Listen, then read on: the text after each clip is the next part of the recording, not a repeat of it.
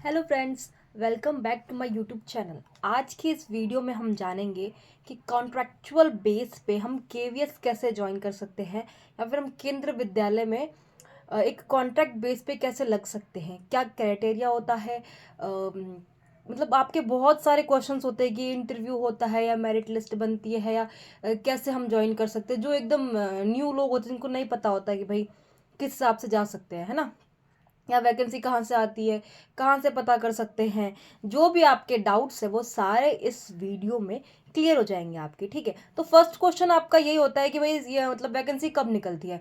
तो ये केंद्रीय विद्यालय की वैकेंसी हर साल निकलती है कॉन्ट्रेक्चुअल बेस टीचर्स के लिए। और हर साल कैसे निकलती है, ये या तो आप है ना बाय न्यूज़पेपर पर चलेगा आपको, या फिर आप किसी व्हाट्सएप ग्रुप से पता कर सकते हैं, आपके फ्रेंड्स वगैरह बता सकते हैं, या फिर आप ऑनलाइन वेबसाइट पे जाकर भी ये सब कुछ देख सकते हो।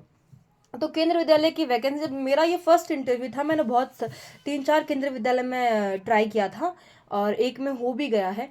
तो इसके लिए मैं सोच रही थी आपके साथ एक मैं अपना कुछ एक्सपीरियंस शेयर करूं। तो फर्स्ट मैंने आपको फर्स्ट ये पता होना चाहिए कि आप कौन सी केवी में अप्लाई कर रहे हो, आपके एरिया में कौन कौन सी केंद्र विद्यालय पढ़ती है ना। जो पढ़ती है उनके नाम आपको पता होने चाहिए, क्योंकि क्या होता है कभी कभार किसी किसी एरिया में 3-4 केंद्र विद्यालय वगैरह होते हैं, है ना। तो आपको उनके बारे में नॉलेज होनी चाहिए पहले कि कौन सी आपके साइड में पढ़ रही हो। तो मैं राजस्थान जैसलमेर से हूँ, तो मेरे साइड में एक एयरफोर्स जैसलमेर साइड में 2 केंद्र विद्यालय हैं।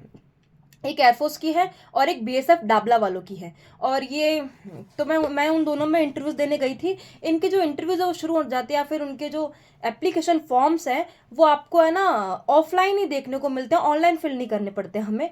और ये जो फॉर्म्स है वो स्कूल में ही जाके हमें फिल करने पड़ते हैं, या फिर आप एप्लीकेशन उनकी वेबसाइट्स पे जाकर भी निकाल सकते हो। ठीक है, जैसे आप ऑनलाइन किसी भी केंद्र विद्यालय और बाद में जो भी उसका एरिया पड़ता है उसका नाम डाल दोगे, तो वहाँ पे जो फर्स्ट ऑप्शन आता है, जो फर्स्ट वेबसाइट आती है, वहाँ पे जाके आप क्लिक करके उनके जो भी पोर्टल्स वगैरह दे रखे होते हैं, सारा क्राइटेरिया वहाँ पे लिखा होता है। देन कौन कौन इस केंद्रीय विद्यालय में अप्लाई कर सकते हैं। जो जिस सब्जेक्ट्स के लिए अप्लाई कर रहे हैं उनकी वो बीएड होनी चाहिए। एंड बीएड ही मांगते हैं शायद आपके एग्जाम्स के लिए, क्योंकि मैंने तो एज अ पीटीआई ज्वाइन किया था और एज अ पीटीआई अप्लाई किया था। तो फिर क्या होता है, इनके वैकेंसी आती है फैब के एंड में ही डाल देते हैं।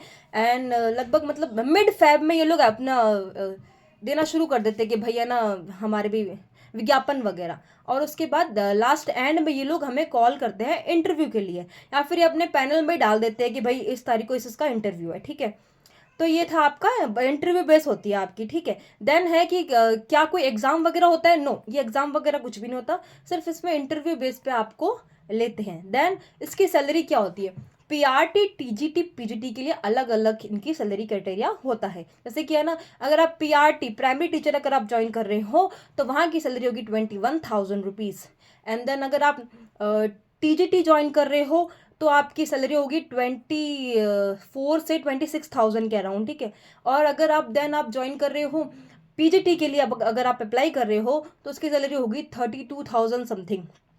ठीक है, देन इसमें है कि भाई है ना, ठीक है, मेरिट लिस्ट बनती है आपकी। जो 10th क्लास के आपके जो मार्क्स है वो काउंट होते हैं। देन आपके बीएड में जो परसेंटेज है वो काउंट होते हैं। इन दोनों को काउंट करके और साथ में आपका एक्सपीरियंस अगर कुछ है तो वो भी आपको, उसका भी एक प्लस पॉइंट मिलता है। इन सबको मिला के और साथ में आपके इंटरव्यू वगैरह, इंटरव्यू में भी है ना बहुत सारे लोग आपके सामने बैठे होते हैं, अलग अलग क्वेश्चन पुट आउट करते हैं, मतलब कम से कम 5 लोग तो होते ही हैं। अब आप ये सब कुछ आपके इंटरव्यू पे डिपेंड होता है कि आप कैसे अपना इंट्रोडक्शन दे रहे हो, आप में कॉन्फिडेंस लेवल है कि नहीं, आप कहीं डर तो नहीं रहे, आप कहीं कहा तो नहीं रहे। तो बिल्कुल रिलैक्स होकर आपको इंटरव्यू देना होता है। और इन सबको काउंट होने के बाद लास्ट में मेरिट लिस्ट निकलती है और देन आपका सिलेक्शन होता है, तो आपको कॉल करते हैं, या फिर ज़्यादातर आर्मी पब्लिक स्कूल में कॉल का वेट करना पड़ता है। बल्कि केवीएस वगैरह में क्या होता है कि आपको कॉल का वेट नहीं करना पड़ता, डायरेक्ट आपके 3-4 दिनों में आपको मेरिट लिस्ट निकाल के वो अपनी वेबसाइट पे अपलोड कर देते हैं। ठीक है, और एक और चीज़, क्या ये हमें एक पूरे साल के लिए लगाते हैं? जी बिल्कुल नहीं, ये हमें एक पूरे साल के लिए नहीं लगाते।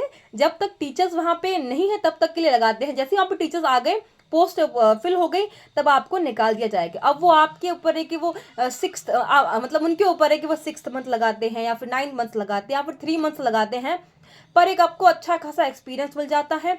और मैं ये बोलती हूँ अगर आपको जाके हर जगह हर केवी में अप्लाई करना चाहिए, ताकि आपके अंदर एक कॉन्फिडेंस लेवल आ जाए, आपको पता चले कि भाई कैसे क्वेश्चंस पुट डाउन होते हैं, किस टाइप से क्वेश्चन पूछते हैं हमसे, नेक्स्ट टाइम जाए तो कैसे प्रिपेयर होके जाए, है ना।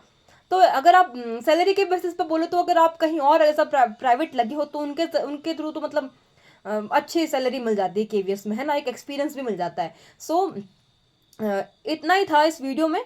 नेक्स्ट वीडियो में मैं आपको बताऊंगी कि आर्मी पब्लिक स्कूल को कैसे ज्वाइन कर सकते हैं, या फिर नेक्स्ट वीडियो ये भी आ सकती है कि एज अ पीटीआई हम कैसे ज्वाइन करें, फिजिकल टीचर इंस्ट्रक्टर कैसे ज्वाइन करें हम केंद्र विद्यालय को। और एक और वीडियो आएगी जो आएगी कि है ना क्या क्या क्वेश्चंस पूछे जाते हैं किसके लिए, फिजिकल टीचर इंस्ट्रक्शन के लिए, क्योंकि मैंने इसके लिए अप्लाई किया था तो मुझे पता है कि किस हिसाब से क्वेश्चन पूछे गए थे। So thank you for watching.